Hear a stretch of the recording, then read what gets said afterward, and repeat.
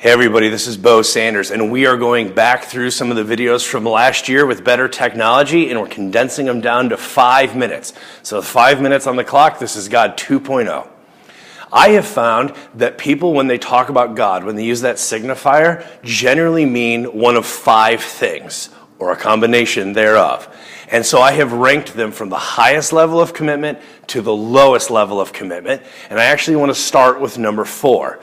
Predominantly when people say God, they're trying to address something greater to themselves or beyond or transcendent or sacred that they sense or have been taught, and they mean a cosmic eternal being. Now, anytime you use the word being in reference to God, you're not talking about a being like we're a being, but we're trying to address that there is a personhood, maybe even a personality, that there is something that we want to address that is cosmic, meaning it is not limited by space and in this confinement like we are, and it's eternal, meaning that though it interacts with time, it is not limited by time, and so it is cosmic out there. It is eternal, meaning beyond what we can address. Not that it's absent from time, but that it is not limited by time and being. It's a generic thing,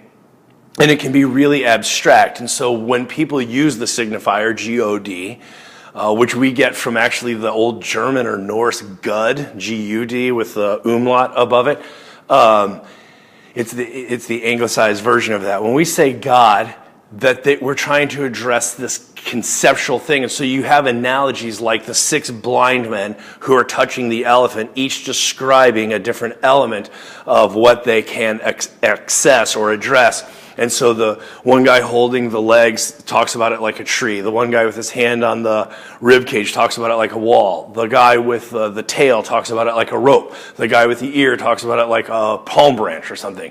And so when people talk about God, they're talking about the part that they're in contact with, but not the totality of the picture. And it can be very abstract and elusive, which is why talking about God at all can be very difficult.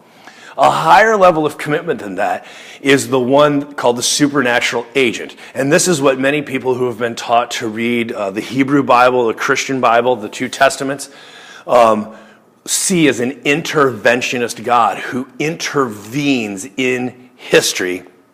And this is a God who also has agency and acts within history, but it is supernatural, meaning it is outside that which you can perceive or the normal mechanisms by which things happen, and it is not limited to that, so we call it a supernatural, meaning not natural, it's beyond, it's something else, agent. And when people talk about a very specific God, and often a God that they know through revelation or historical texts, they're trying to acknowledge a supernatural agent, like a person who owns a fish tank. When they reach in to like move something around or clean something or take out a sick fish or whatever, that there's an intervention from the outside of existence in. And that's a really high level of commitment, but a lot of people mean that when they talk about God. A lower level of commitment, something I'm really interested by, is this ground of being. So you have people like, say, a Paul Tillich, who would say God doesn't exist. God is that which allows all things to exist.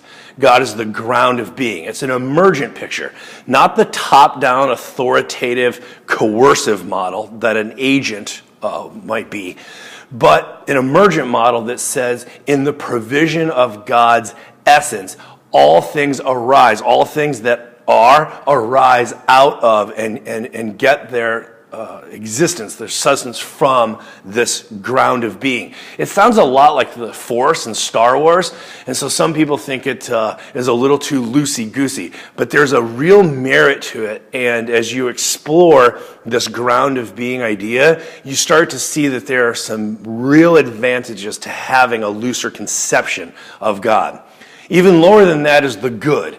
And this is, I put the extra O in parentheses. A lot of people, all they mean when they talk about God is the general good, that which is best for all of us in flourishing in all of creation. And if you're ever asked to pray at an event or do a wedding or a funeral for people who aren't confessional or creedal Christians, and you can often get away about 90% of the time if you substitute out the good for God, it's kind of a litmus test if a sentence is going to pass and enough people will be able to participate in agreeing with that conception.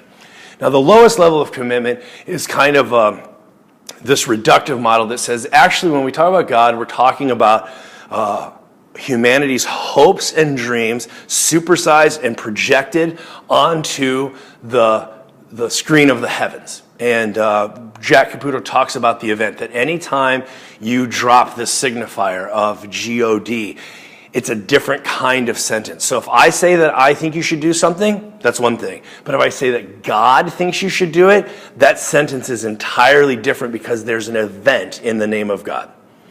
So when people say that they're agnostic, ask them which of these 5 conceptions of God they're agnostic about, and you'll have a much more interesting conversation.